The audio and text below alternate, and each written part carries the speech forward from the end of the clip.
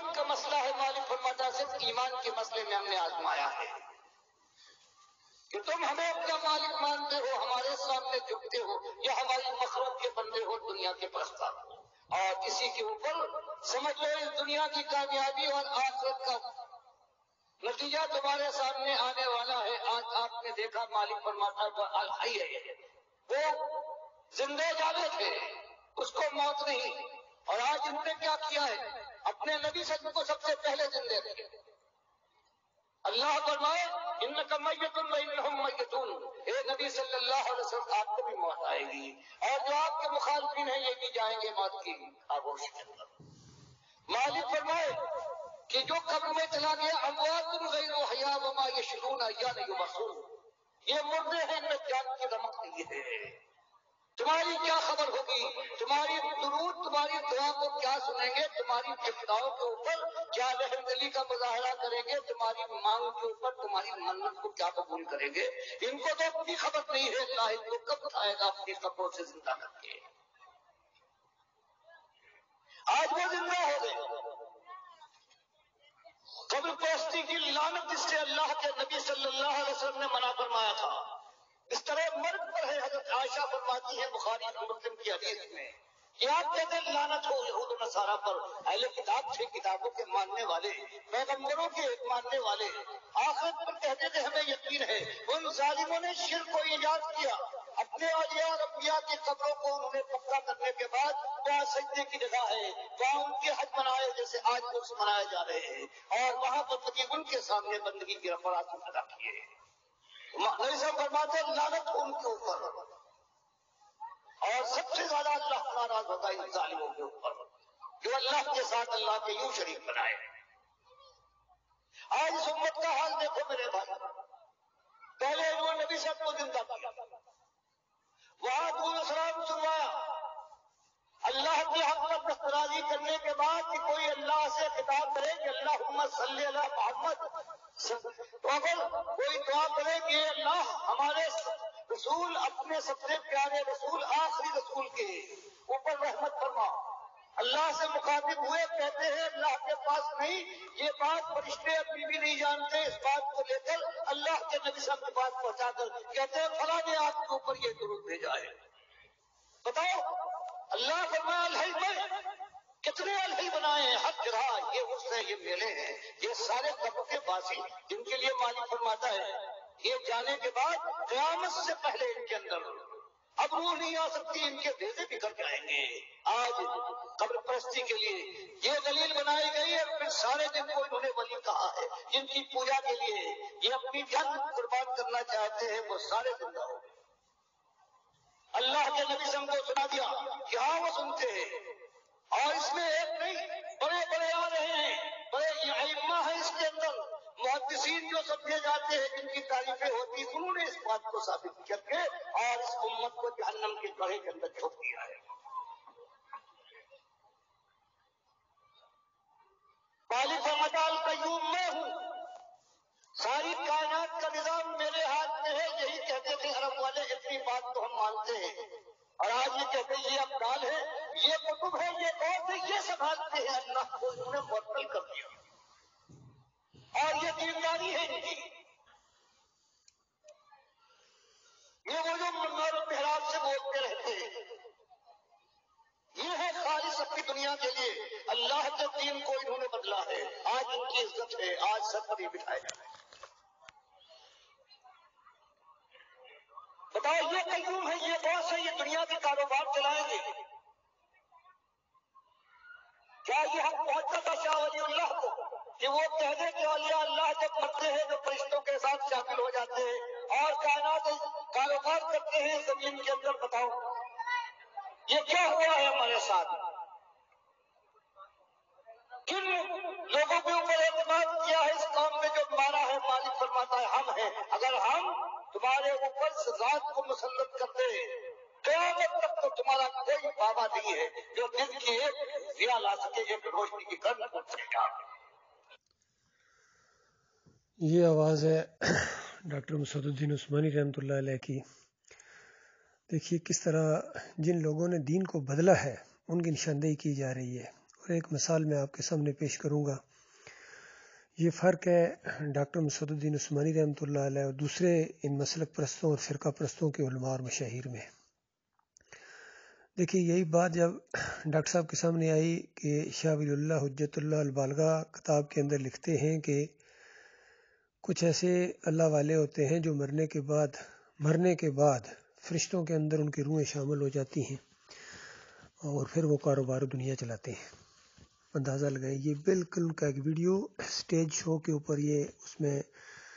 Doctor شاید ان کا وہ میزبان تھا، تو یہ بات ڈسکس جب کی تو انہوں نے پوچھا کہ یہ جو آپ کہہ رہے ہیں کہ اولیاء اللہ کی روحیں کاروبار دنیا چلاتی ہیں، اس کا کوئی قرآن و حدیث سے ثبوت ہے؟ تو ڈاکٹر اسرار جیسا محقق اور مفکر اور انقلابی ذہن رکھنے والا وہ آگے سے جواب دیتے ہیں کہ قرآن اور حدیث میں تو ایسی کوئی دلیل مجھے نہیں ملتی ہے، لیکن شاہ صاحب کا فرمانا بذات خود میرے لیے حجت ہے۔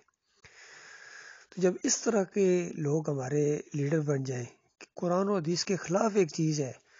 چاہے یہ تصوف کے معاملات ہوں، صوفیہ کے عقائد ہوں، مشرکانہ وحدت الوجود، وحدت الشہود، ان سب کے بارے میں بھی ڈاکٹر اسرار ان کا دفاع ہی کرتے ہیں کہ دیکھو ہیں یہ ایسے ہیں لیکن ان کو کچھ کہو نا۔ اس طرح انہوں نے طاغوت کی بندگی کا ثبوت دیا ہے، اور صرف ڈاکٹر اسرار نہیں، سارے ہی ایسے ہیں، یقین کیجئے۔ طارق جمیل کو اٹھاؤ، تقی عثمانی کو اٹھاؤ، طاہر القادری کو اٹھاؤ، یا خادم حسین رضوی کو اٹھاؤ، یا فضل الرحمان کو اٹھاؤ، یہ جتنے اس دور کے ہیں یہ سارے کے سارے پہلے شرک کا انجیکشن دیتے ہیں قوم کے اندر، شرکیہ نعرے لگواتے ہیں، قبریں پجواتے ہیں، مزار پجواتے ہیں، اور پھر جوش دلواتے ہیں کہ دین اسلام لے کے آئیں گے۔ تو اللہ کے بندو، یہ ہمارے بڑوں نے یہ کارنامہ انجام دیا ہے۔ جب تک ان کا پوسٹ مارٹم نہیں کیا جائے گا اور جب تک ان کے اصلی جو مکروہ چہرے ہیں وہ لوگوں کے سامنے نہیں لائے جائیں گے کہ دیکھو یہ ہیں تمہارے جن کو تم اپنا بڑا سمجھتے ہو، یہ شرک کے دائی گزرے ہیں، تو آج اس کی کسی کو اہمیت نہیں ہے۔ کوئی پردے کے معاملہ کو لے کے اٹھ رہا ہے، وہاں انڈیا کے اندر اتنا بڑا مسئلہ انہوں نے کھڑا کر دیا کہ پردہ ہونا چاہیے۔ وہ مشرکین اگر پردہ کر لیں گی خواتین، یہ مشرکین چادریں چڑھانے والی اور سر میلہ کرنے والی، گھر میں بیوی کی سینک کے ختم دلوانے والی اور تعویذ پہننے والی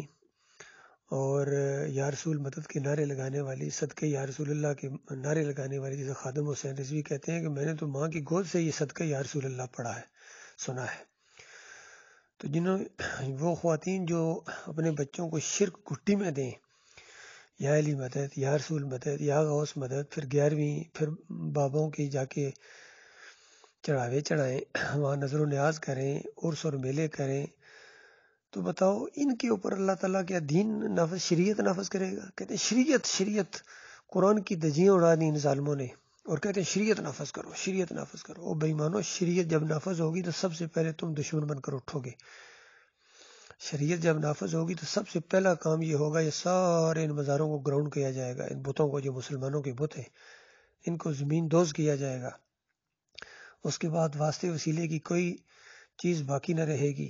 اور براہ راست اللہ تعالیٰ کو پکارا جائے گا دل کی گہرائیوں سے، اور کوئی رکوع اور سجدے پھر نہیں ہوگی، پیروں کی پنڈلیاں نہیں دبا سکو گے۔ یہ ساری چیزیں تو نافذ کر جائیں گے۔ پہلے دن جس دن شریعت نافذ ہوگی، یہ مولوی چیخ اٹھیں گے کہ آج کے بعد کوئی اذان کے اوپر اجرت نہیں دی جائے گی، کوئی امامت کی اجرت نہیں دی جائے گی، یہ چیزیں خالص اللہ کی رضا کے لیے ہوں گی۔ تو بتاؤ کون سا مولوی ہے جو نہیں چیخے گا؟ وہ کہے گا یہ شریعت یہ ہمیں منظور نہیں ہے، جس میں کھانا پینا ہی نہیں ہے، پیٹ کی پوجا نہیں ہے۔ پھر جب شریعت نافذ ہوگی، پہلے دن جب یہ عرس اور میلوں کے اوپر پابندی لگے گی، ان کو مزاروں کو گرایا جائے گا، تو عوام اٹھے گی سب سے پہلے۔ یہ قبروں کے پجاری،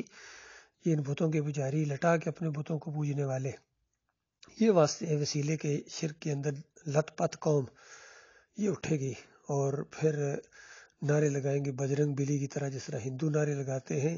اسی طرح یہ یا علی مدد کے نعرے لگائیں گے، یا رسول مدد کے نعرے لگائیں گے مومنوں کے خلاف، اور پھر یہ پرچے کاٹیں گے، یہ دوڑیں گے وہاں جا کے تھانوں کے اندر جا کے رپورٹیں لکھوائیں گے کہ یہ ہیں، یہ کہتے ہیں بابا صاحب زبان بھی کچھ نہیں کر سکتا، نکڑیل والا بھی کچھ نہیں کر سکتا ہے، یا علی مدد کا نعرہ لگانا بھی شرک ہے، کفر ہے، نبی علیہ السلام مدینے والی قبر میں زندہ نہیں ہے، وہ تو جنت الفردوس میں زندہ ہے، ان قبروں کے اندر جو زندہ سمجھتا ہے وہ اللہ کی کتاب کے انکاری ہے۔ تو اس طریقے سے انہوں نے پرچے کٹائے ہیں، اس سے پہلے بھی ہمارے خلاف بھی، اور اسی وجہ سے فوج سے بھی نکال دیا گیا ہوں کہ میں یا علی مدد کا نعرہ نہیں لگانے دیتا تھا، کہ یا علی مدد کا نعرہ نہیں لگے گا ہماری 7 پنجاب ریجمنٹ کے اندر۔ تو بتائیے اس کے بعد یہ قوم کیا ریئیکشن کرتی ہے؟ یہی کچھ کیا ہے انہوں نے، سول والوں نے بھی۔ جب ان کے سامنے توحید کی دعوت، ایمان کی دعوت آئی ہے تو انہوں نے پرچے کٹائے ہو، 3 مہینے، پونے 3 مہینے اڈیالہ جیل میں گزارنے پڑے،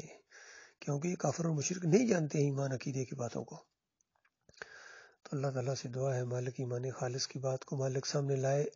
اور ایسے لوگ اکٹھے ہوں جو خالص اللہ کے دین کے ماننے والے ہوں، اللہ ہی کے لیے ایک دوسرے سے محبت کریں، اور اللہ ہی کے لیے اگر کسی سے نفرت ہے تو وہ بھی اللہ ہی کے لیے، والحب للہ والبغض للہ، اللہ ہی کے لیے وہ دیں کسی کو اور اللہ ہی کے لیے روکیں، اور اللہ کے دین کو پھیلانے کے لیے سر دھڑ کی بازی لگا دیں۔ ایسے لوگوں کو مبارکباد ہے، اللہ اور اللہ کے رسول صلی اللہ علیہ وآلہ وسلم کی طرف سے خوشخبریاں ہیں کہ دنیا کی چند روزہ زندگی کے بعد یہ زندگی کا ایک موڑ ہے، اس آخری سانس اور آخری لمحے تک اگر یہ ایمان عقیدہ لے جائیں، دعوت توحید لے جائیں، یہ کشمکش حق اور باطل کی کشمکش کو لے جائیں، اس جنگ کو برپا رکھیں، اس کو ایمان کی شمع کو بجھنے نہ دیں، تو زندگی کے آخری سانس کے ساتھ ہی اللہ تعالیٰ کی طرف سے وہ خوشخبریاں ملیں گی، فرشتوں کے جلوس آئیں گے، اس کو یہاں سے لے کے جائیں گے اوپر۔ جب تک قیامت قائم نہیں ہوگی وہاں مہمانوں کی طرح بڑے بڑے گیسٹ رومز میں ان کو رکھا جائے گا، گیسٹ ہاؤسز میں ان کو رکھا جائے گا، اور پھر جب قیامت ہوگی اسی ایمان عقیدے کے اوپر فیصلہ ہوگا، پھر اصلی جنتوں کے اندر ان مومنوں کو داخل کیا جائے گا عزت اور احترام کے ساتھ، جس طرح وفود کی اسلامی ہوتی ہے اور ان کو عزت اور احترام کے ساتھ بٹھایا جاتا ہے، اس طرح جنت کے اندر ان مومنوں کو داخل کیا جائے گا، اور ان دوسرے سارے کافروں اور مشرکوں کو، چادریں چڑھانے والوں کو، عرس اور میلے کرنے والوں کو، بریلویوں کو، دیوبندیوں کو، اہل حدیثوں کو، سلفیوں کو، دین کے اوپر اجرت لینے والوں کو، ان سارے جمہوریت کے پرستاروں کو، پیر پرستوں کو اور تصوف پرستوں کو، کھڑی مورتی کی پوجا والوں کو اور پڑی مورتی کی پوجا والوں کو، سب کو دھکے دے دے کر جس طرح جانوروں کو ہانکا جاتا ہے اس طرح جہنم کی طرف لے کے جایا جائے گا، چاہے کہ صدر صاحب ہوں، وزیر اعظم ہوں، جرنیل ہوں، بڑے اے سی ہوں، ڈی سی ہوں، چودھری صاحب ہوں، کسی علاقے کے راجہ ہوں، مہاراجہ ہوں، ان سب کو جہنم کے اندر ٹھونس کر بند کر دیا جائے گا۔ یہ اینڈ ہونا ہے انسانیت کا میرے بھائیو۔ اللہ تعالیٰ غور و فکر کے ساتھ زندگی بسر کریں اور آنکھیں کھولیں، مرنے سے پہلے شرک سے سچی توبہ کریں، فرقوں سے نکلیں اور ایمان خالص کے اوپر جم جائیں۔